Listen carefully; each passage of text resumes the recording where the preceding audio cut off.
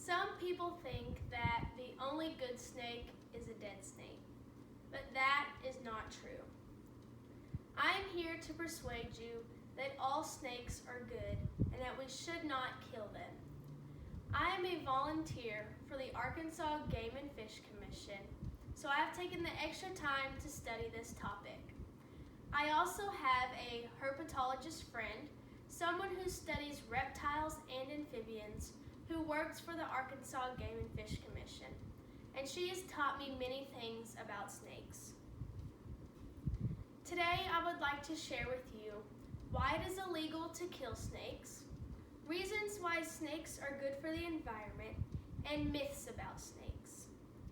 First, we will talk about why it is illegal to kill snakes. Snakes are protected by the Endangered Species Act of 1973.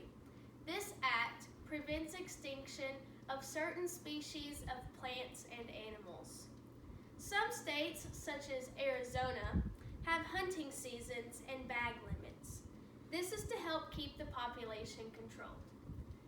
Here's a picture of an excerpt of the Endangered Species Act, and here is a picture of a man in 2008 who killed a record diamondback rattlesnake in Arizona.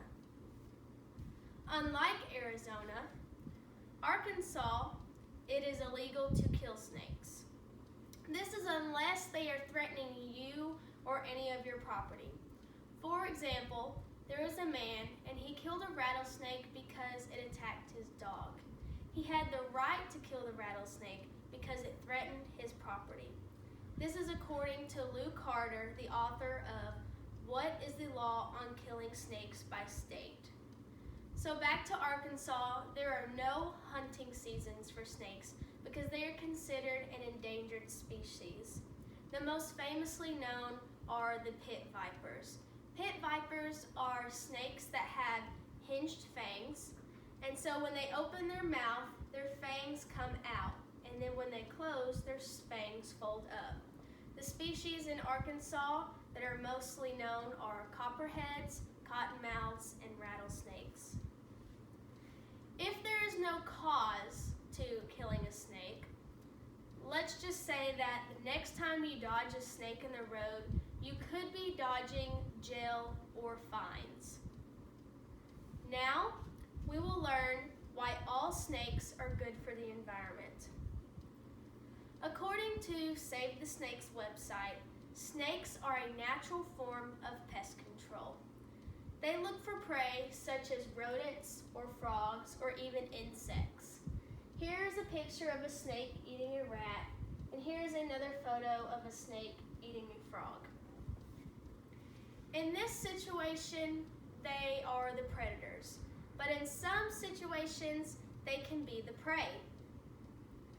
Birds, raccoons, and even other snakes will eat them. Down here is a picture of a red-tailed hawk about to eat a snake.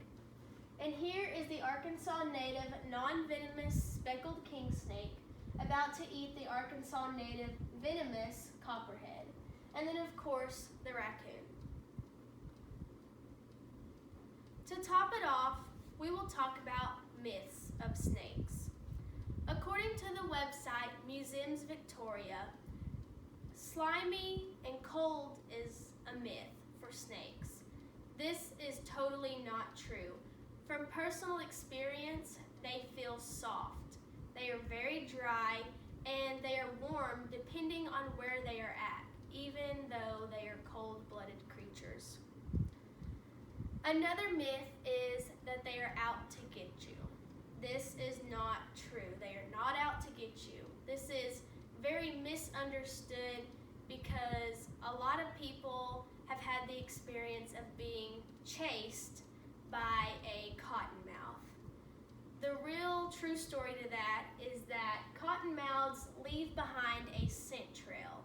And so that way they know their way back to their nest or wherever they have came from. I have heard personal stories from friends of them kayaking and they think this cottonmouth is chasing them, but really they're just in the way of the scent trail. Here's a picture of a cottonmouth, also, which is a Another myth is that snakes do not have spines because they can do all these twists and turns, and it just blows the human mind that they do have spines. They actually can have 33 vertebrae and 24 ribs, and it could be even more than that depending on the size of the snake. Here is a picture of the spine and ribs. Another myth is that babies can eject more venom than adults because they do not have control of how much they can eject.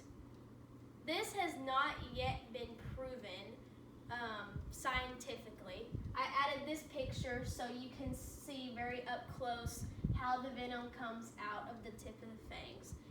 This tip came from the website Mental Floss, and you can find more myths and facts about snakes from the article 11 Snake Myths. So if the only good snake is a dead snake, then there could possibly be overpopulation on species, such as mice, frogs, and even insects. Also, you could be violating state laws.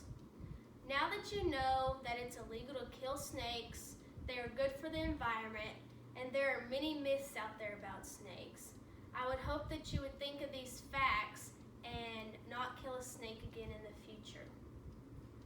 In this picture, I am at the Whit Stevens Jr. Nature Center in Little Rock, and this is my herpetologist friend, Lori Monday, and I actually went to one of her snake classes.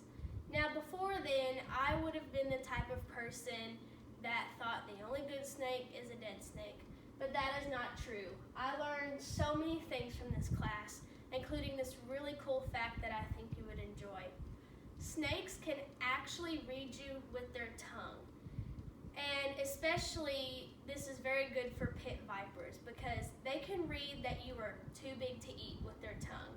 So if you do end up getting bit by a pit viper, they are most likely to administer a dry bite, which means they will not eject venom. They do this because they don't want to waste venom on something that they cannot eat. So that is a cool fact for today.